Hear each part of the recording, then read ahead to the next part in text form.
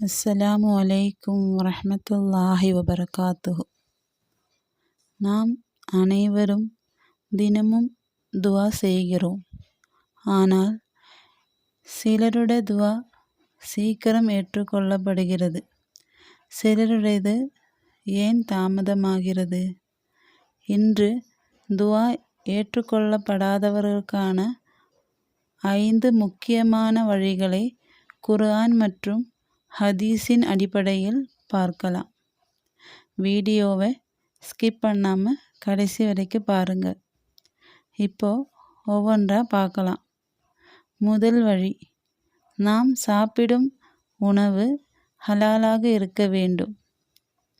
ஒரு மனிதர் நீண்ட பயணம் செய்து கந்தலான உடையுடன் கைகளை வானத்தை நோக்கி உயர்த்தி யா ரப்பி யா ரப்பி என்று அழைக்கிறார். ஆனால் அவர் சாப்பிடுவது ஹராம், குடிப்பது ஹராம். அப்படிப்பட்டவரின் துவா எப்படி ஏற்றுக்கொள்ளப்படும் என்று நபி ஸல்லல்லாஹு அலைஹி வஸல்லம் கூறினார்கள். எனவே நாம் வருமானமும் சாப்பாடும் ஹலாலாக பார்த்து கொள்ள வேண்டும். இரண்டாவது, உறுதியான நம்பிக்கையுடன் கேட்பது. அல்லாஹ் என் துவாவை ஏற்பானா இல்லையா என்ற சந்தேகத்துடன் கேட்காதீர்கள். நபி ஸல்லல்லாஹு அலைஹி வஸல்லம் சொன்னார்கள், உங்களில் ஒருவர் துவா செய்யும் போது அல்லாஹ் நாடினால் எனக்கு கொடு என்று சொல்ல வேண்டாம். மாறாக உறுதியுடன் கேளுங்கள். ஏனெனில் அல்லாஹ்வை நிர்பந்திக்க யாருமில்லை. அதனால் அல்லாஹ் நிச்சயம் தருவான் என்ற நம்பிக்கை 100% வேண்டும். மூன்றாவது, முதலில் பாவ மன்னிப்பு கேட்பது. துவா செய்வதற்கு முன் 3 முறை அஸ்தக்ஃபிருல்லாஹ் சொல்லுங்கள். ஏனெனில் நம் பாவங்கள்தான் துவாவுக்கும் அல்லாஹுக்கும் இடையே தடையாக இருக்கிறது.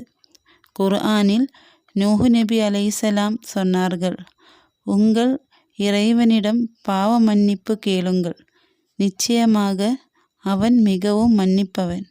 அப்போது அவன் உங்களுக்கு வானத்திலிருந்து தொடர் மழை பொழிய செய்வான்.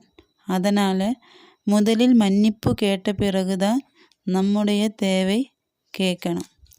நான்காவது,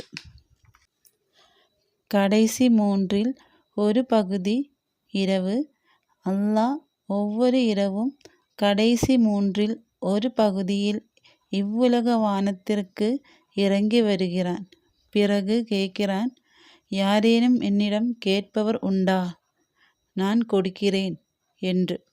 அந்த நேரத்தில் எழுந்து தொடர்ந்து 2 ரக்அத் தொழுது கேட்டால் அல்லாஹ் தஆலா நிச்சயமாக பதில் தருவான்.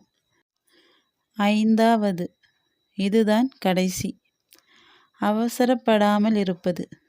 நான் துவா செய்தேன் ஆனால் பதில் வரவில்லை என்று சொல்லி துவா செய்வதை நிறுத்தி விடாதீர்கள். நபி ஸல்லல்லாஹு அலைஹி வஸல்லம் சொன்னார்கள், உங்களில் ஒருவரின் துவா ஏற்றுக்கொள்ளப்படும். அவர் அவசரப்படாதவரை அல்லாஹ் தஆலா 3 விதமாக பதில் தருகிறான். 1, நீங்கள் கேட்டதை அப்படியே தருவான். 2, அந்த கெடுதியை தடுப்பான். 3வது, மறுமைக்காக சேர்த்து வைப்பான்.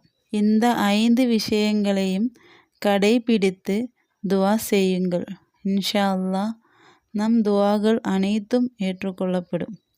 இந்த வீடியோ பயனுள்ளதாக இருந்தால் லைக் செய்து உங்கள் நண்பர்களுக்கு ஷேர் செய்யுங்கள். அஸ்ஸலாமு அலைக்கும் வரஹ்மத்துல்லாஹி வபரகாத்துஹு.